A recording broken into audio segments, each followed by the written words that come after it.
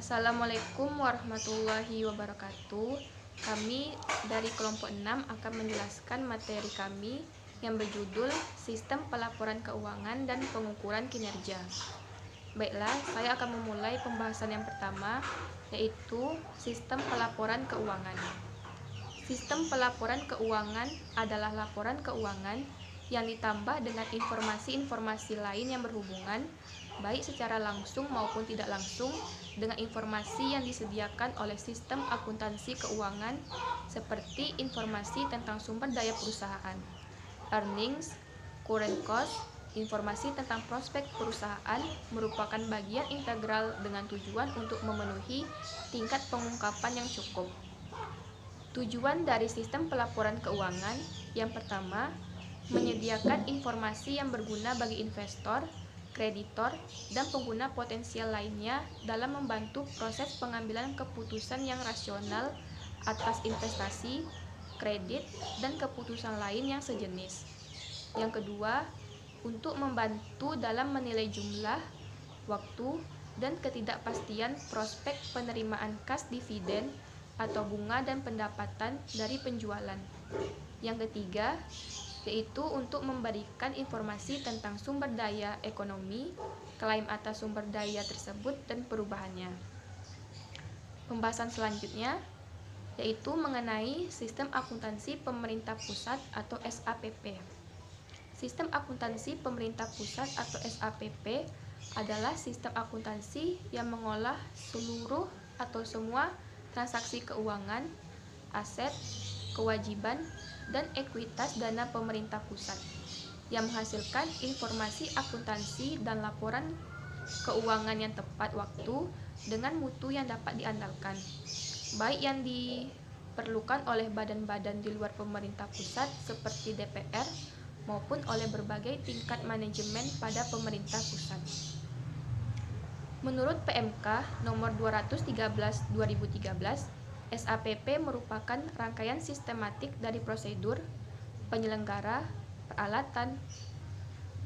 peralatan, dan elemen lain untuk mewujudkan fungsi akuntansi sejak pengumpulan data, pencatatan, pengiktisaran, sampai dengan pelaporan posisi keuangan dan operasi keuangan pada pemerintah pusat. Sistem Akuntansi Pemerintah Pusat atau SAPP. Penerapan sistem akuntansi pemerintah dari suatu negara akan sangat bergantung kepada peraturan perundang-undangan yang berlaku pada negara yang bersangkutan. SAPP terdiri dari 1. Sistem akuntansi bendahara umum negara atau yang disingkat dengan SABUN yang dilaksanakan oleh Kementerian Keuangan dan Sistem Akuntansi. 2. Sistem akuntansi instansi yang disingkat dengan SAI yang dilaksanakan oleh Kementerian Negara atau lembaga. Selanjutnya, perkembangan sistem akuntansi pemerintah pusat. Modernisasi akuntansi keuangan di sektor pemerintah dimulai tahun 1982.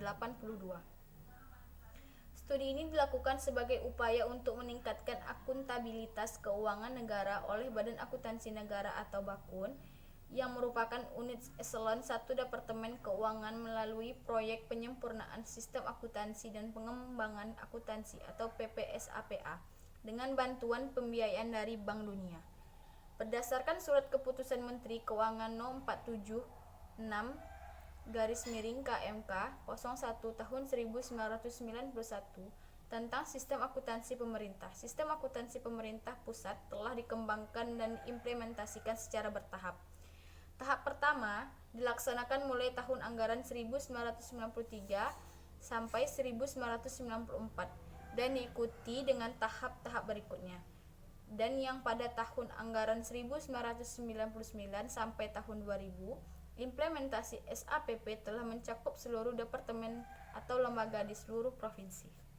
Walaupun target jangka waktu bagi penerapan sistem ini adalah 4 tahun, dimulai untuk anggaran 1993 atau 1994 hingga tahun 2001, belum ada departemen atau non-departemen yang menerapkan SAPP secara penuh.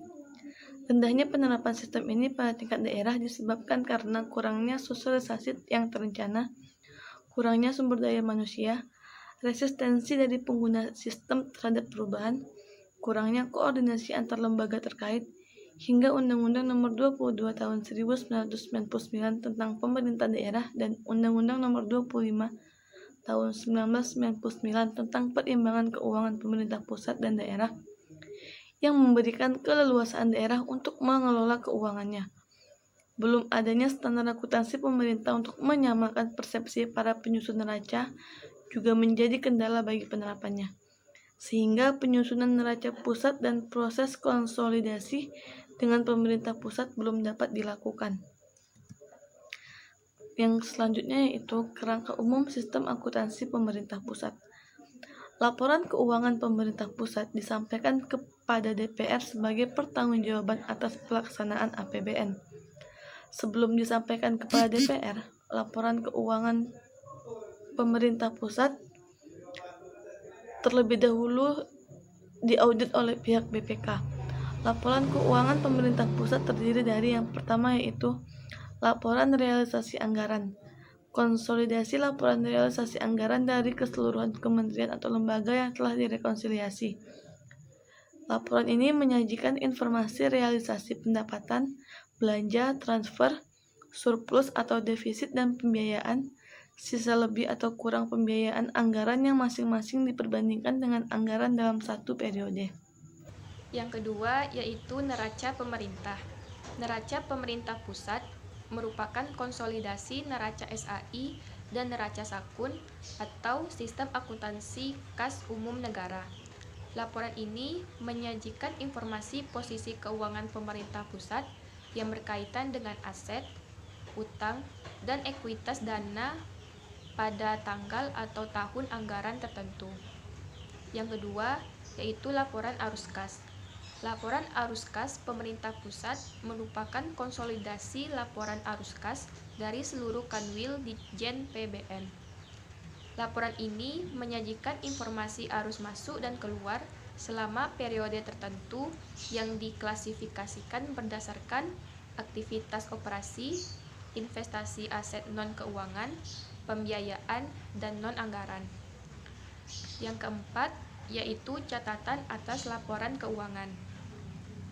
Catatan atas laporan keuangan merupakan penjelasan atau perincian atau analis atas nilai suatu pos yang tersaji di dalam laporan realisasi anggaran, neraca pemerintah, dan laporan arus kas dalam rangka pengungkapan yang memadai. Laporan keuangan pemerintah pusat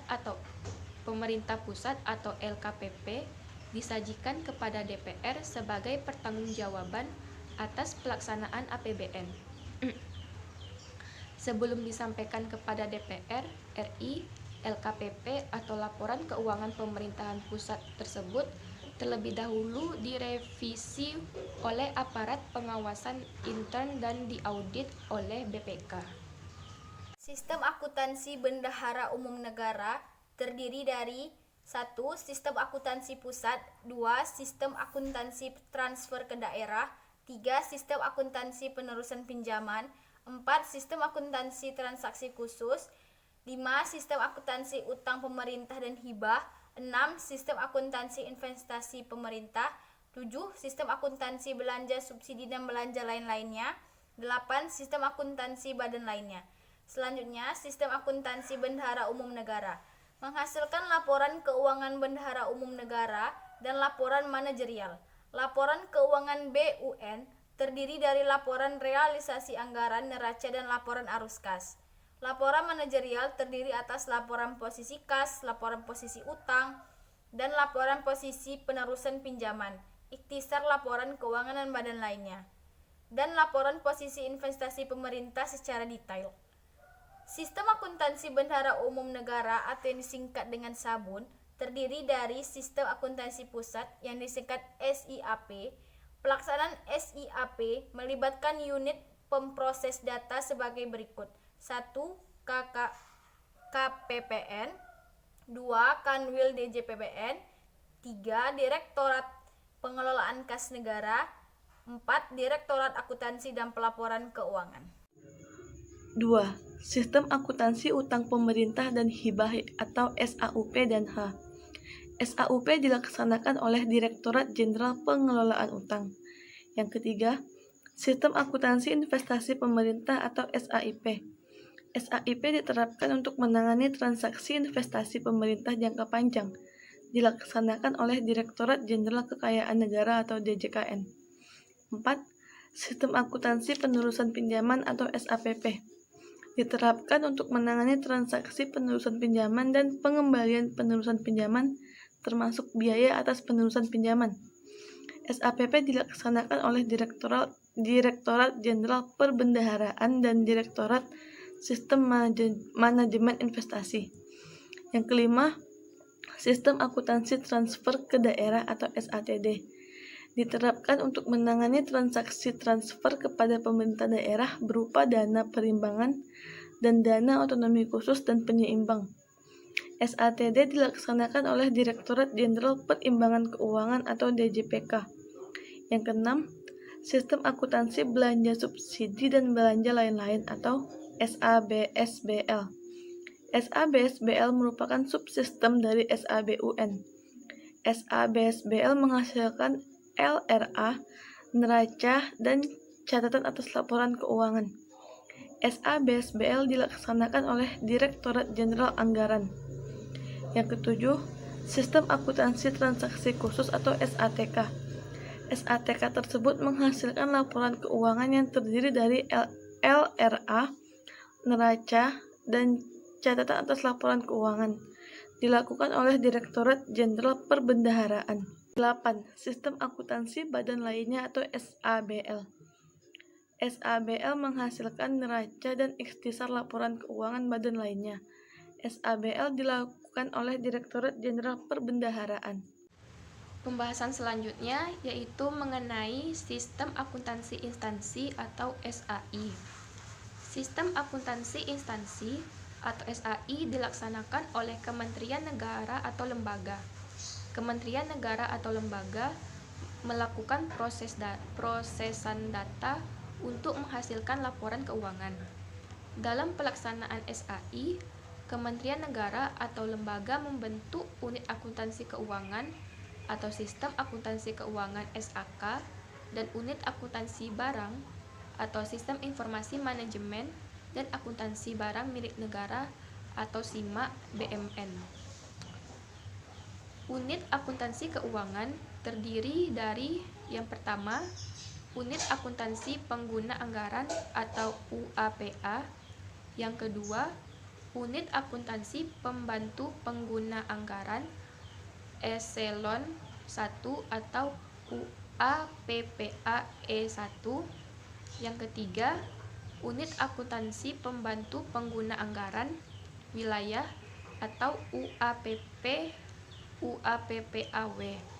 Yang keempat yaitu unit akuntansi kuasa pengguna anggaran atau UAKPA. Selanjutnya, unit akuntansi barang terdiri dari yang pertama, unit akuntansi pengguna barang atau UAPB. Yang kedua, unit akuntansi pembantu pengguna barang eselon 1 atau UAPPBE1. Yang ketiga, unit akuntansi pembantu pengguna barang wilayah atau UAPPBW. Yang keempat, unit akuntansi kuasa pengguna barang atau UAKPB. Pembahasan selanjutnya yaitu mengenai hubungan unit akuntansi dan pelaporan keuangan dengan unit akuntansi dan pelaporan keuangan barang pada struktur organisasi Kementerian Negara atau lembaga. Mengingat pentingnya pembentukan unit akuntansi dan pelaporan, maka Kementerian Negara atau lembaga wajib menetapkan unit akuntansi dan pelaporan keuangan serta unit akuntansi dan pelaporan barang pada level unit akuntansi dan pelaporan instansi. Hal ini bertujuan agar dalam pelaksanaan akuntansi dapat berjalan lebih tertib dan masing-masing unit akuntansi dan pelaporan bertanggung jawab sesuai dengan kewenangan mereka masing-masing. Unit akuntansi dan pelaporan barang dilaksanakan oleh pelaksana yang berbeda. Namun demikian, Apabila dalam unit akuntansi dan pelaporan mengalami kendala dalam jumlah sumber daya manusia, maka apabila terjadi rangkap tugas harus dilakukan supervisi dengan ketat untuk menghindari kecurangan dan kesalahan penyajian pelaporan keuangan. Berikut diilustrasikan hubungan antara unit akuntansi dan pelaporan instansi yang ada pada struktur organisasi kementerian negara atau lembaga. Pembentukan struktur organisasi unit akuntansi dan pelaporan disesuaikan dengan struktur organisasi pada kementerian negara atau lembaga. Sistem pengukuran kinerja pemerintah. Kinerja adalah gambaran mengenai tingkat pencapaian pelaksanaan suatu kegiatan atau program atau kebijakan dalam mewujudkan sasaran, tujuan, visi, misi, organisasi yang tertuang dalam strategi, planning suatu organisasi.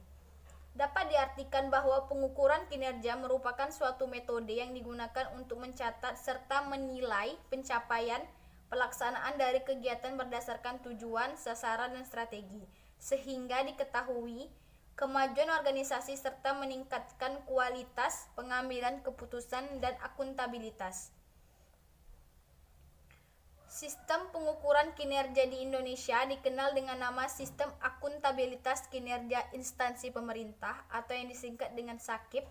Instruksi Presiden RI Nomor 7 Tahun 1999 merupakan peraturan perundangan pertama yang mengatur sistem pelaporan kinerja pemerintah di Indonesia.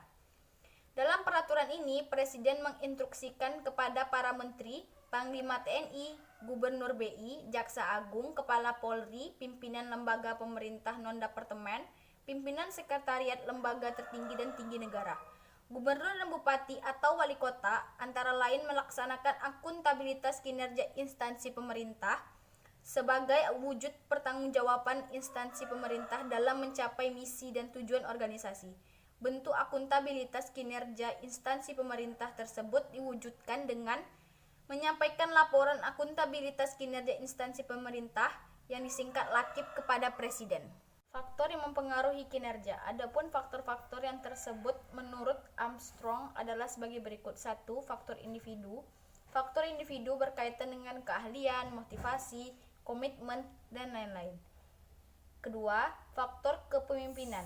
Faktor kepemimpinan berkaitan dengan kualitas dukungan dan pengarahan yang diberikan oleh pimpinan, manajer, atau ketua kelompok kerja.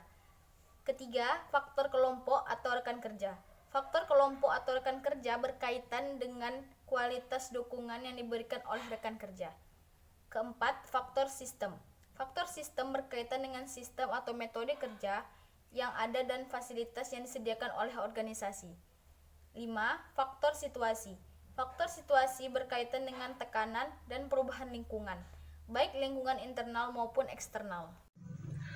Tujuan penilaian kinerja di sektor publik. Pertama, mengetahui tingkat ketercapaian tujuan organisasi. Kedua, menyediakan sarana pembelajaran pegawai. 3. Memperbaiki kinerja periode-periode berikutnya. 4. Memberikan pertimbangan yang sistematik dalam pembuatan keputusan, pemberian penghargaan, reward, dan hukuman, punishment. 5. Memotivasi pegawai. 6. Menciptakan akuntabilitas publik. Selanjutnya yaitu prinsip pengukuran kinerja. Dalam pengukuran kinerja terdapat beberapa prinsip, yaitu 1. Seluruh aktivitas kerja yang signifikan harus diukur. Yang kedua, pekerjaan yang tidak diukur atau dinilai tidak dapat dikelola karena darinya tidak ada informasi yang bersifat objektif untuk menentukan nilainya. 3. Kerja yang tak diukur selayaknya diminimalisir atau bahkan ditiadakan. 4. Keluaran kinerja yang diharapkan harus ditetapkan untuk seluruh kerja yang diukur. 5. Hasil keluaran menyediakan dasar untuk menetapkan akuntabilitas hasil alih-alih sekedar mengetahui tingkat usaha. 6. Mendefinisikan kinerja dalam artian hasil kerja semacam apa yang diinginkan adalah cara manajer dan pengawas untuk membuat penugasan kerja dari mereka menjadi operasional. 7. Pelaporan kinerja dan analisis variansi harus dilakukan secara kerap. Pembahasan selanjutnya yaitu ukuran pengukuran kinerja.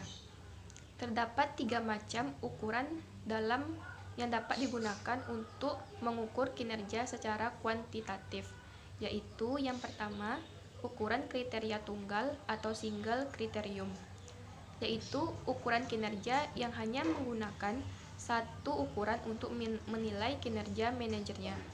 Yang kedua, ukuran kriteria beragam atau multiple criterium, yaitu ukuran kinerja yang menggunakan berbagai macam ukuran dalam menilai kinerja manajernya. Kriteria ini merupakan cara untuk mengatasi kelemahan kriteria tunggal dalam pengukuran kinerja. Yang kedua, ukuran kriteria gabungan atau composite criterium, yaitu ukuran kinerja yang menggunakan berbagai macam ukuran, memperhitungkan bobot masing-masing ukuran dan menghitung rata-ratanya sebagai ukuran menyeluruh kinerja manajernya. Selanjutnya, pembahasan mengenai sistem akuntabilitas kinerja instansi pemerintah atau SAKIP. Tujuan SAKIP. Tujuan SAKIP adalah untuk mewujudkan terciptanya akuntabilitas kinerja instansi pemerintah.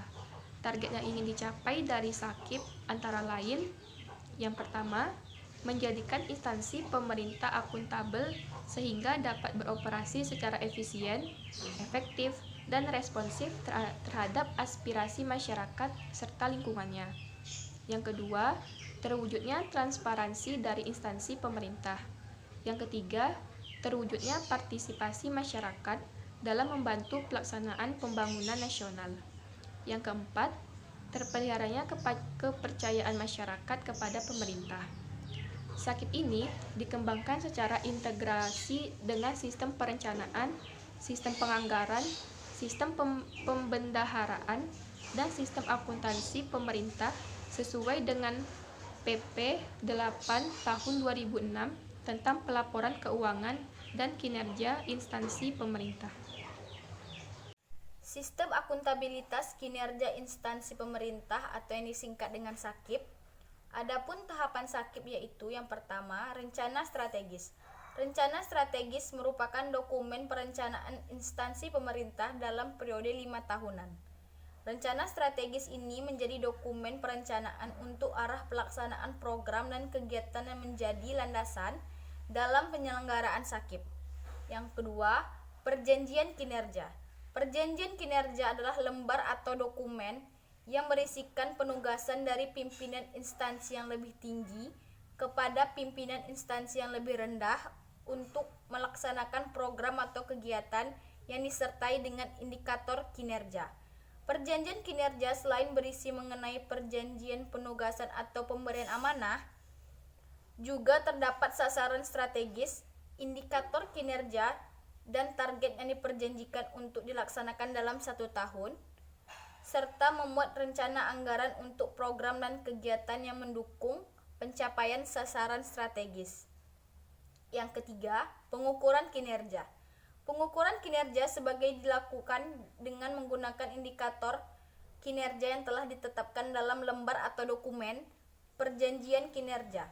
Perjanjian kinerja dilakukan dengan cara A. Membandingkan realisasi kinerja dengan sasaran atau target kinerja yang dicantumkan dalam lembar atau dokumen perjanjian kinerja dalam rangka pelaksanaan APBN atau APBD tahun berjalan.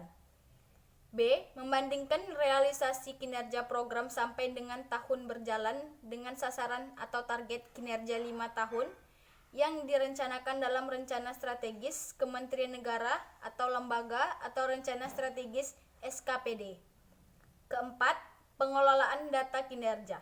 Pengelolaan kinerja adalah suatu proses pencatatan atau registrasi, penatausahaan, dan penyimpanan serta melaporkan data kinerjanya. Pengelolaan data kinerja tersebut berguna untuk mempertimbangkan kebutuhan instansi pemerintah. Sebagai kebutuhan manajerial, laporan keuangan yang dihasilkan dari sistem akuntansi dan statistik pemerintah. Pengelolaan data kinerja meliputi yang pertama, penetapan data dasar atau baseline data. Yang B, penyediaan instrumen perolehan data berupa pencatatan dan registrasi. C, penatausahaan dan penyimpanan data. D, pengkomplikasian serta perangkuman. Yang kelima, yaitu pelaporan kinerja. Pelaporan kinerja adalah proses menyusun dan menyajikan laporan kinerja atas prestasi kerja yang dicapai berdasarkan penggunaan anggaran yang telah dialokasikan. Laporan kinerja tersebut terdiri dari laporan kinerja interim dan laporan kinerja tahunan. Laporan kinerja tahunan paling tidak memuat perencanaan strategis, pencapaian sasaran strategis instansi pemerintah, realisasi pencapaian sasaran strategis, dan penjelasan yang memadai atas pencapaian kinerja. 6. Review dan evaluasi kinerja. Review merupakan langkah dalam rangka untuk meyakinkan keandalan informasi yang disajikan sebelum disampaikan kepada pimpinan. Review tersebut dilaksanakan oleh aparat pengawasan intern pemerintah dan hasil review berupa surat pernyataan telah direview yang ditandatangani oleh aparat pengawasan intern pemerintah. Sedangkan evaluasi kinerja merupakan evaluasi dalam rangka implementasi SAKIP di instansi pemerintah. Tujuan dilaksanakannya review atas laporan akuntabilitas kinerja instansi pemerintah adalah 1. Membantu penyelenggaraan sistem akuntabilitas kinerja instansi pemerintah. Yang kedua, memberikan keyakinan terbatas mengenai akurasi, keandalan, dan keabsahan data atau informasi kinerja instansi pemerintah sehingga dapat menghasilkan laporan kinerja yang berkualitas. Demikianlah hasil presentasi dari kelompok 6. Lebih dan kurang kami mohon maaf. Assalamualaikum warahmatullahi wabarakatuh.